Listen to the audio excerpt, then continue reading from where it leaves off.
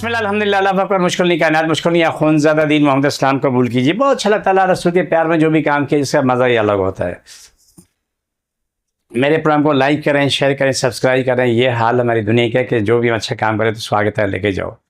मेरा address note करें, मैं कराची बैठा हूँ, हैदराबाद 4 मीनार चौंकी साथ पहली गली है, कोने में सलानी वाले सेंटर में मेरा घर है, वहीं मेरा क्लिनिक है, वहीं ऊपर आ जाएँ। सुबह 11 से रात 8 रोज़ाना है, तो सुबह 10 से 2 घंटे उस टाइम आप आ जाएँ।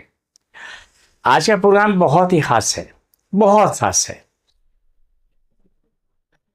एक बंदे को ख़ारिश होती है, जब वो ख़ारिश उसे लगती है तो घर आके तो सारे ख़ानदान को ख़ारिश लगती है। जहाँ वो सोता है, बैठता है, उठता है, जो बर्तन इस्तेमाल करता है बाकी घर वाले भी वो इस्तेमाल करते हैं, और सबके लिए एक मसला बन जाता है कि सब ख़ारिश।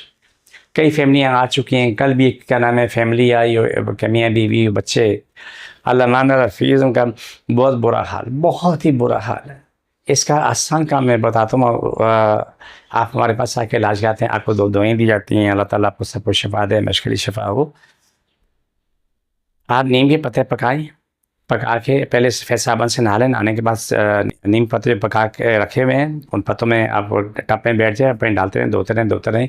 जब बाहर निकले जैतून का तेल या खोपरे का तेल, अगर रोज सरसों का तेल बड़ा नाम लगा के आप जिसम में लगा दो।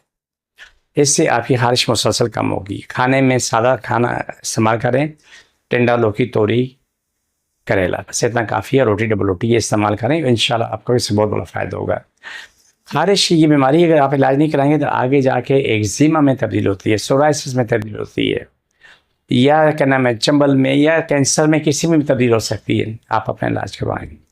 जब हमारे पास आते हैं, आके इलाज करवाते हैं, तो आपको दवाइयाँ खाने की भी दी जाती हैं, लगाने की भी दी जाती हैं। और अल्लाह ताला खैर वाला मामला करे, हमेशा खैर हो। जो भी मामलाती ज़िंदगी हो, बेहतर नहीं बहुत बेहतर हो। कभी भी कोई बीमारी हो तो उसको इतना आसान ना समझें, इतना आसान ना समझें। जो कुछ भी है, जैसा भी है, वो मुमकिन है उसका आप इलाज करवाएं, कहीं से भी करवाएं, लेकिन इलाज करवाएं। लेकिन एक चीज़ याद रखें, कोशिश करें कि अल्हम्द शरीफ फजर की नमाज के बाद 41 दफ़ा पढ़ के दुआ भी मांगे, पानी भूखे रखें, सारे ख़ानदान को पिलाएं, उनको छींटे मारें। देखें ना, छींटे मारने के लिए बावुज़ू होना ज़रूरी है, पानी पिलाने के लिए बावुज़ू होना ज़रूरी नहीं होता है, क्योंकि एक अमल कर रहे होते हैं, आपका पाक साहब बावुज़ू होना बहुत ज़रूरी होता है।